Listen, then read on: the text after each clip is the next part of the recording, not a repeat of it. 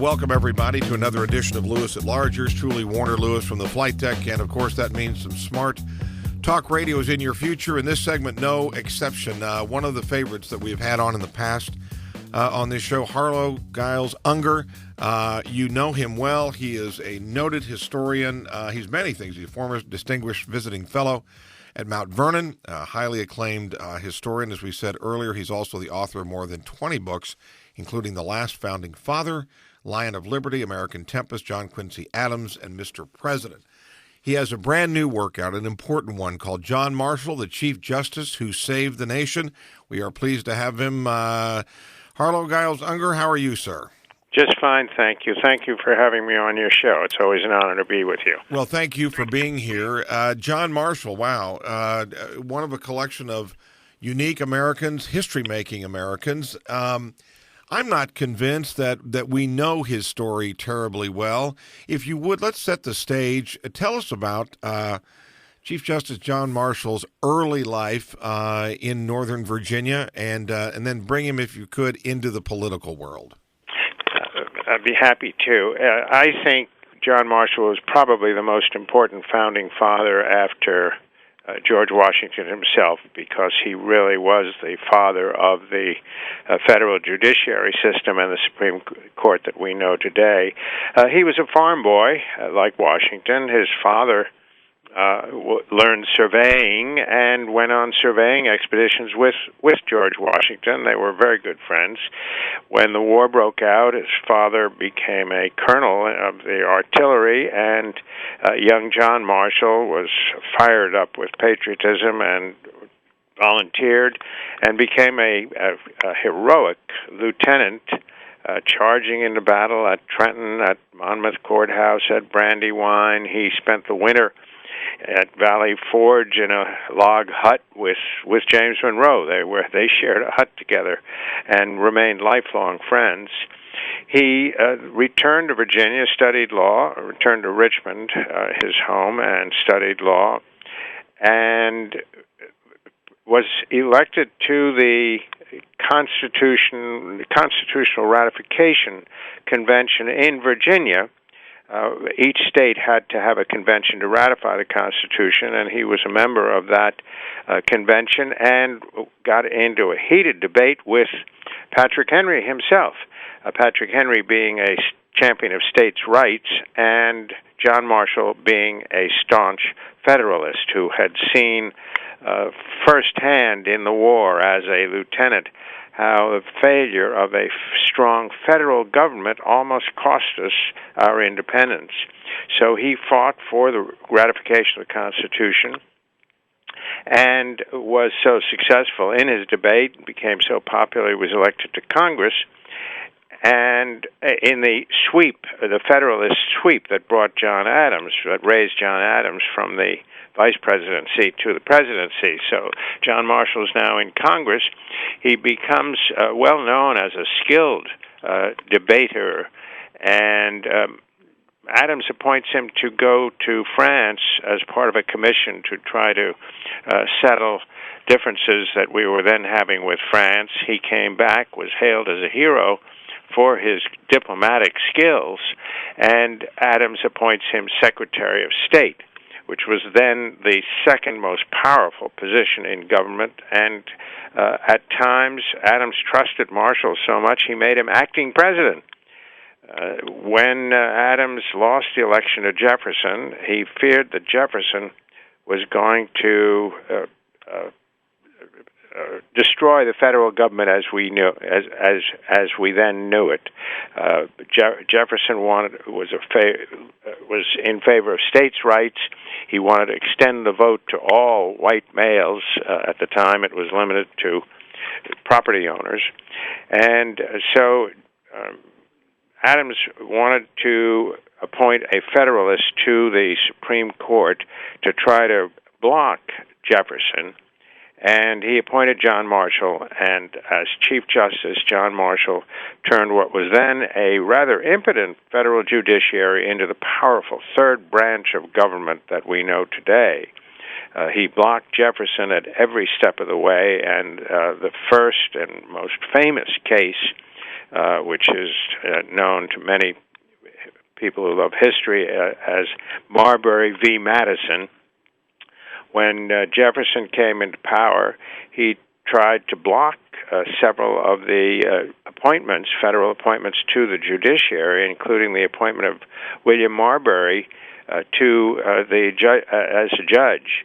And Marbury went to the Supreme Court and asked for a court order to force Jefferson's Secretary of State, James Madison at the time, to force Madison to give him his commission, which had been signed by the former president. So this was a done deal from Marbury's point of view. The former president had appointed him to a judgeship, and he wanted that piece of paper. Madison refused on orders from Jefferson, and so Marbury went to court, asking the court to force Madison to hand him over the paper. At the time, Marshall then ruled that Jefferson and Madison had violated the law by not handing over that commission. Under British rule, the king could do no wrong, and Jefferson thought that as president he could do no wrong, and Marshall told him he could do wrong, that he was a citizen of the United States like every other citizen and subject to the laws, and told Jefferson and Madison, the Secretary of State, to hand over, to give Marbury, that Marbury was due his commission, that it was a done deal, and Marbury was a judge. But there was a second part of the decision, which was even more important in terms of our history, and that is that he ruled against Marbury. He said, I can't give you the court order because you went to the wrong court. You cannot come to the Supreme Court. A citizen cannot come directly to the Supreme Court for a court order. He must go to lower courts, and that the Supreme Court is a court of appeals. Well, Marbury said that the Judiciary Act of 1787, which had created the court, said that they could go to the Supreme Court for certain types of court orders. And Marshall said, well, that part of the law is unconstitutional.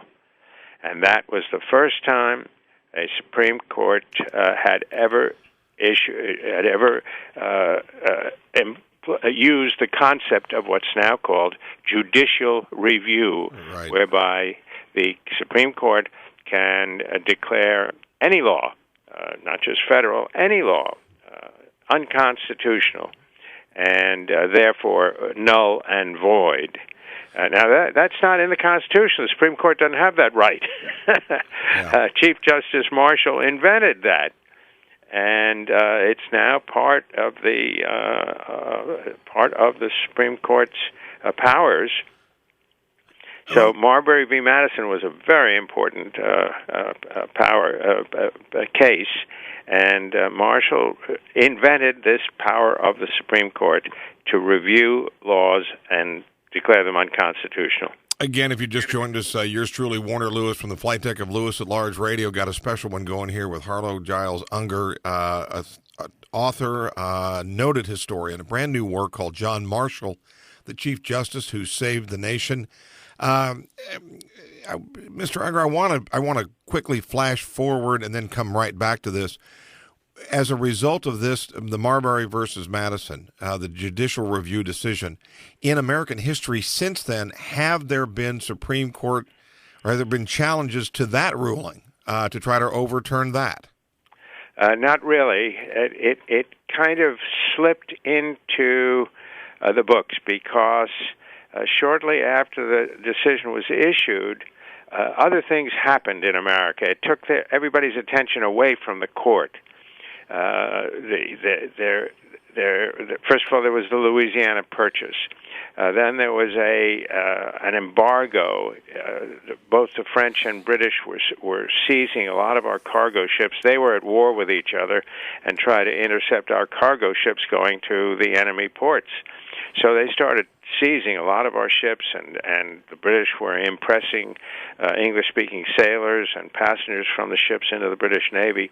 So we got entangled in other things, and it wasn't until around 7-8 years later that suddenly this decision had stood.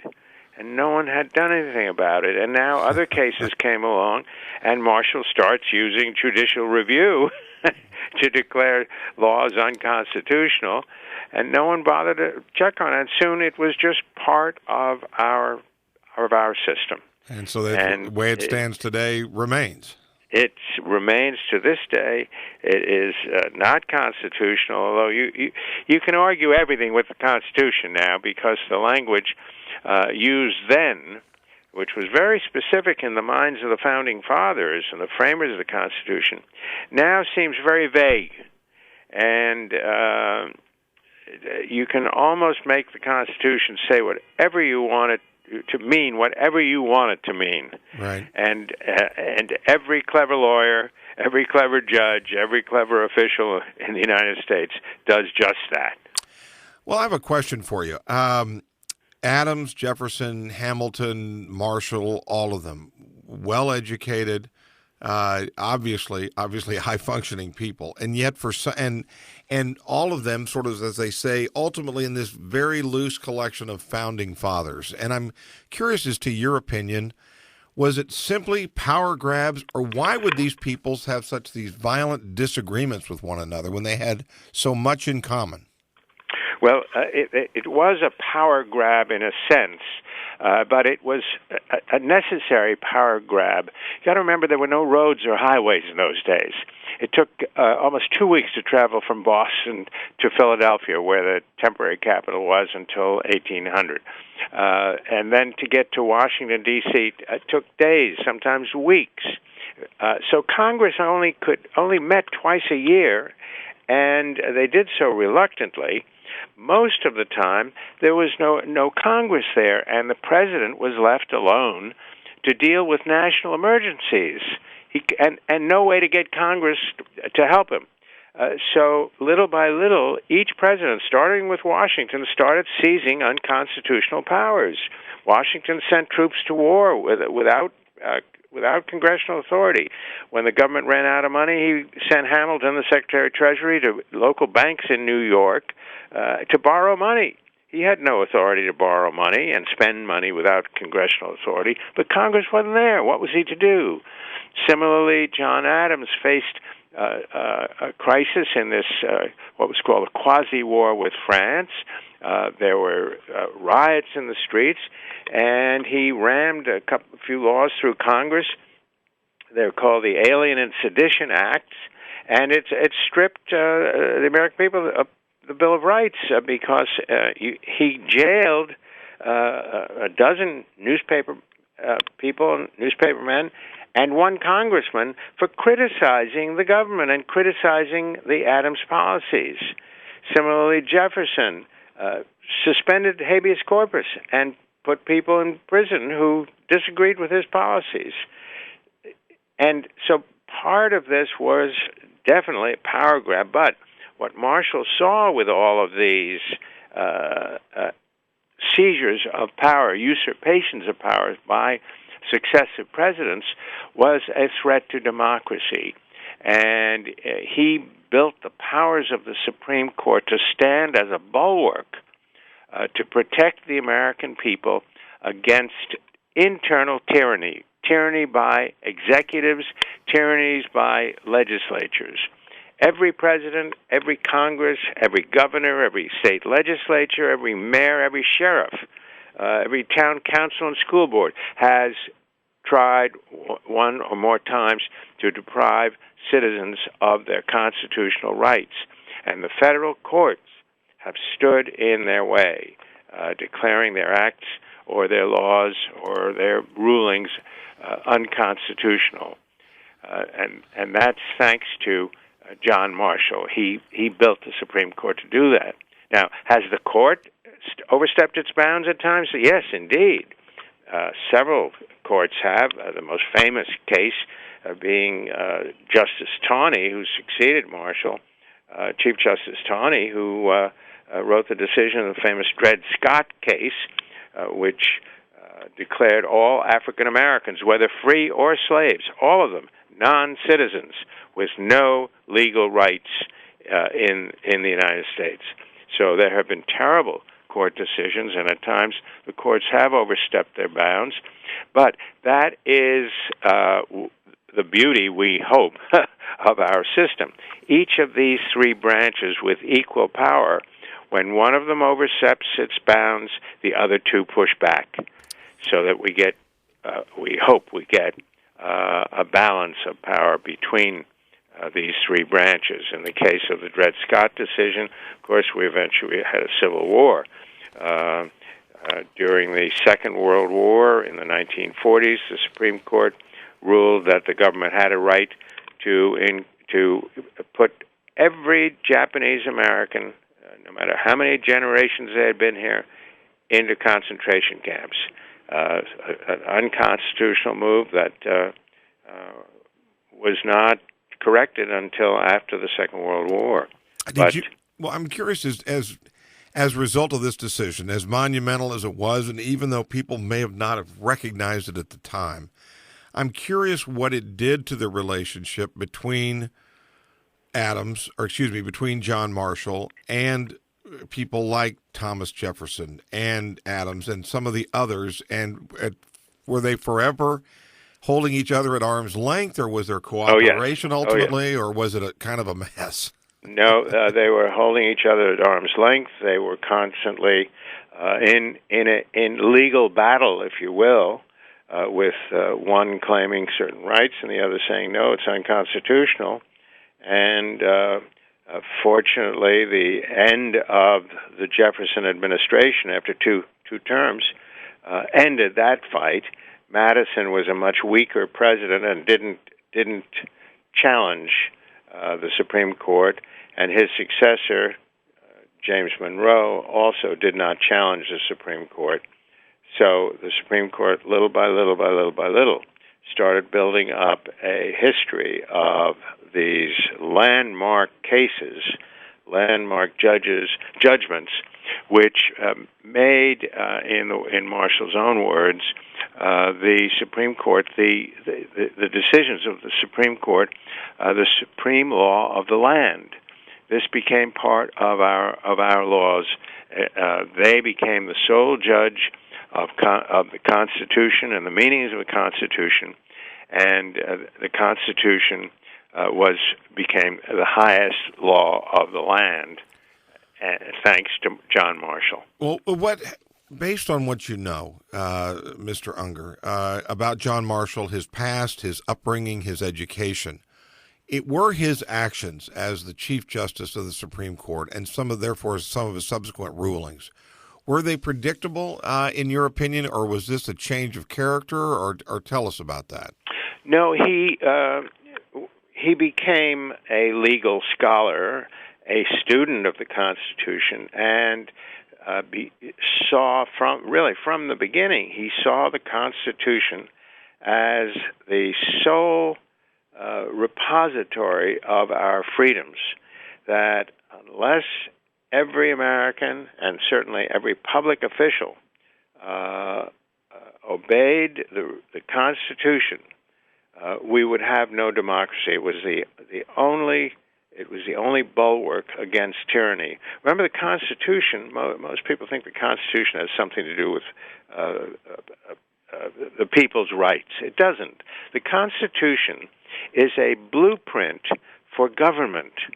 It tells the government what it can do, and beyond that, it cannot do anything.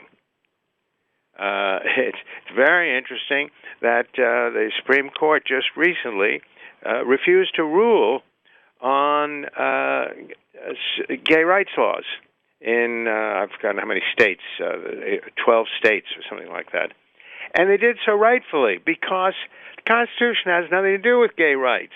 It has nothing to do with marriage. It has nothing to do with sex. It has nothing to do with people. It has only to do with government. It tells the government what it can and can't do. Period.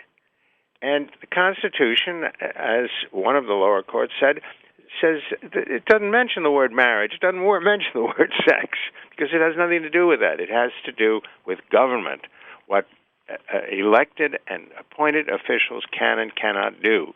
Period. And that's where it stops.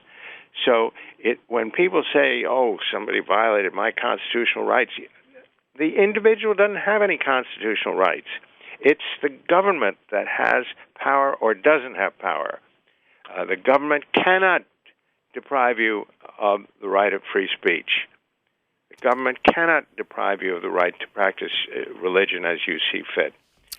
This is a blueprint for government, not for people. Okay, gosh, we've got such a limited amount of time here. We could go on. A quick sidebar here. I want to talk very briefly about Supreme Court Associate Justice Samuel Chase. He was the first and last Supreme Court justice to face impeachment for political views. Targeted by Thomas Jefferson. Tell us a little bit about that and how that played out. Well, Jefferson was trying to destroy the Supreme Court because the Supreme Court was standing in his way. He wanted more power, and he thought he filled several vacancies with appointees, and hoping they would be strong Republicans. And this was his party. It was called the Republican Party. It has nothing to do with today's Republican Party. It was a radical group at that time, and so he appointed a couple of Republicans to the court. They get on the court, and Marshall gradually pulls them into the center to defend the Constitution and forget about their political views. Let's protect the Constitution. And that's what they did. So they ruled against Jefferson in a couple of cases. So he went after the weak link.